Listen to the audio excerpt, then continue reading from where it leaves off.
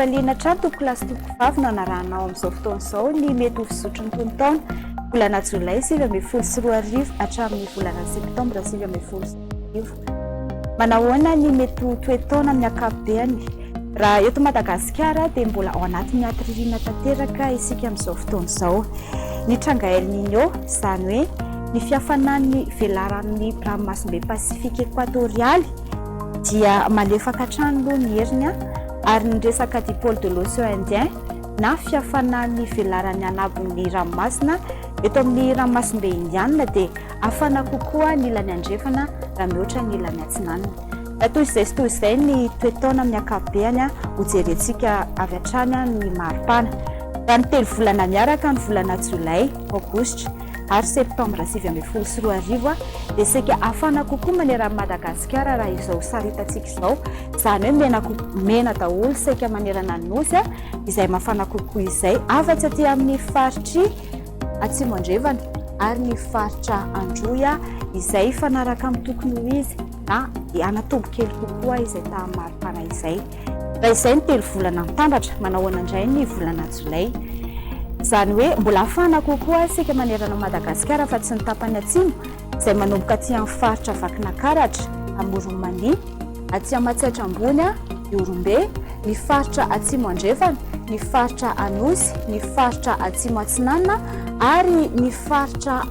androy izay mifanaraka amin'ny tokony ho izy na anatombo kely ny tany. Raha izay momba maripana manahoana ny rotsakorana ho an'ny telo volana ho avy jolay, aogositra ary septambra 2024 dia seka anatombo kely fanaraka amin'ny tokony ho izy na anatombo kely izany tany rotsakorana izany, izany hoe mando kokoa izany ny telo volana manaraka ho an'ny faritra manerana nosy afa-tsy aty amin'ny faritra Androya, ny faritra Diana, ny faritra Sofia, ny tapany avaratry ny faritra Loatra Mangoro, ny tapany atsimo ny faritra Nalanjorofo izay mifanaraka amin'ny tokony izy na ilatsaka kely kokoa ny tany rotsakorana. Ny volana jolay 2024 koa dia seka hitovitovy amin'izay ihany ny tany rotsakorana, izany hoe mbola mandomando kokoa izany ny ririna izay tsapantsika amin'izao fotoana izao manakaiky na manatombo kely kokoa amin'ny tokony ho izy ny tany rotsakorana seka manerana ny nosy afa-tsy amin'ny faritra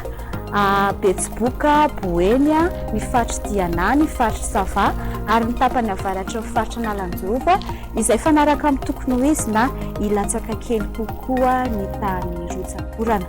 Izay sy toy izay toko lasy toko vavy no mety ho fisotro ny tontaona mandritry ny telo volana ho avy manaraka, izany hoe ny volana jolay 2024 hatramin'ny volana septambra 2024 dia misaotra